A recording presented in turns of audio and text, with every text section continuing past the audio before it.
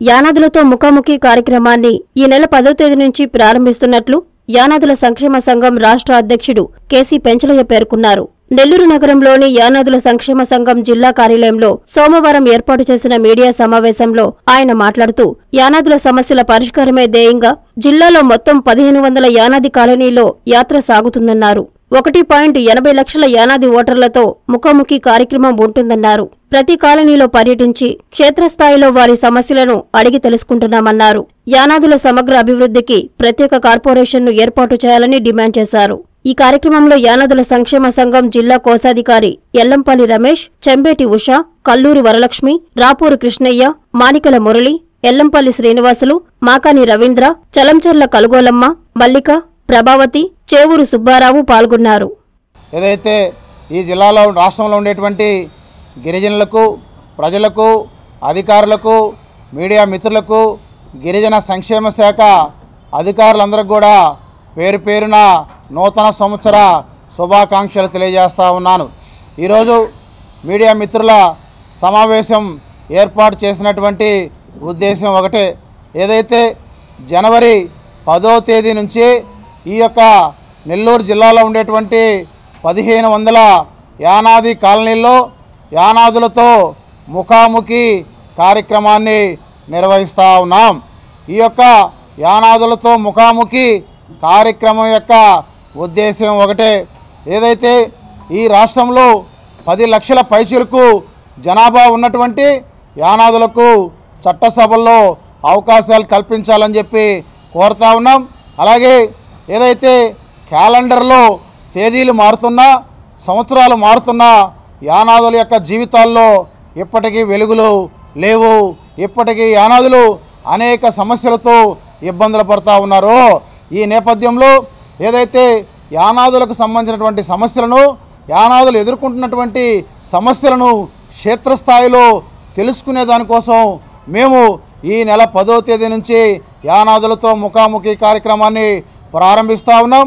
ఏదైతే యానాదులతో ముఖాముఖి కార్యక్రమం ఈ జిల్లాలో ఉండేటువంటి 1500 యానాది కాలనీల్లో జరుగుతూ ఉంది. అలాగే ఏదైతే 4 లక్షల మంది యానాది జనాభాను కలవబోతూ ఉన్నాం. అలాగే 1,80,000 మంది యానాది ఓటర్లతో ముఖాముఖి కాబోతూ ఉన్నాం. ఏదైతే మేము ఈ సందర్భంగా ఒకటే తెలియజేస్తూ ఉన్నాం, అయ్యా ఈ రాష్ట్రంలో ఉన్నటువంటి యానాదుల పరిస్థితి ఎలా ఉందంటే అమ్మ పెట్టదు అడక్క తిన్నవదు అన్నట్టుగా యానాదుల పరిస్థితి ఉంది. అదేమిటంటే ఏదైతే యానాదుల ఓట్లతో గెలిచినటువంటి ఎమ్మెల్యేలు కానీ, ఎంపీలు కానీ, మంత్రులు కానీ చట్టసభల్లో యానాదుల సమస్యలను ప్రస్తావించినటువంటి పాపాన పోవట్లేదు. కానీ ఏదైతే యానాదులకి అవకాశం ఇస్తారంటే అది ఇవ్వట్లేదు. అందుకని మేము క్షేత్రస్థాయిలో ఏదైతే వీటన్నిటి విషయాల మీద క్షేత్రస్థాయిలో పర్యటించి యానాదుల యొక్క సమస్యలను తెలుసుకొని ఏదైనా యానాదులు ప్రభుత్వం వైపు నుంచి కానీ లేకపోతే రాజకీయంగా కానీ ఏం కోరుకుంటున్నారు అనేటువంటి విషయాలను యానాదులతో కలిసి తెలుసుకొని ఆ యొక్క తద్వారా ఒక కార్యాచరణని రూపొందించబోతా ఉన్నామని చెప్పి సందర్భంగా మేము తెలియజేస్తూ ఉన్నాం.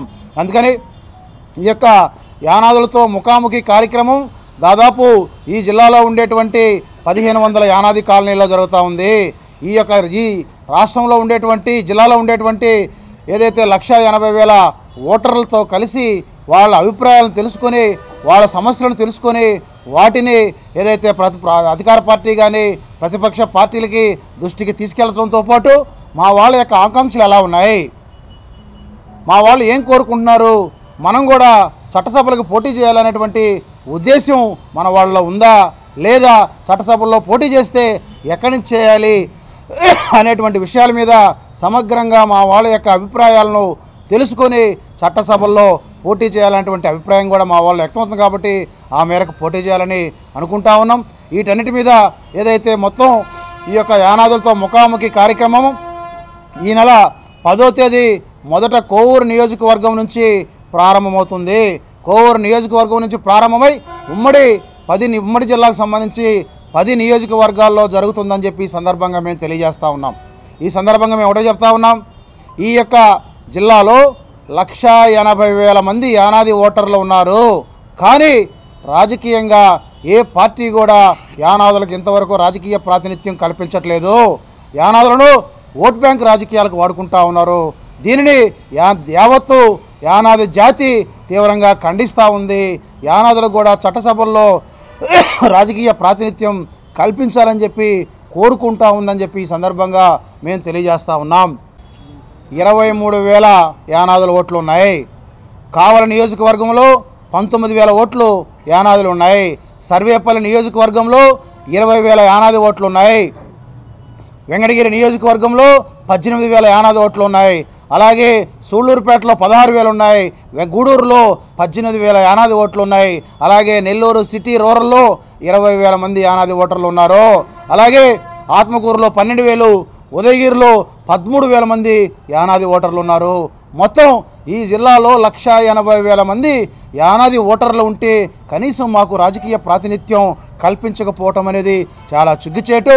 దీని మీద మేము ప్రధానంగా ఈ యొక్క యానాదులతో ముఖాముఖి కార్యక్రమాన్ని నిర్వహిస్తూ ఉన్నాం.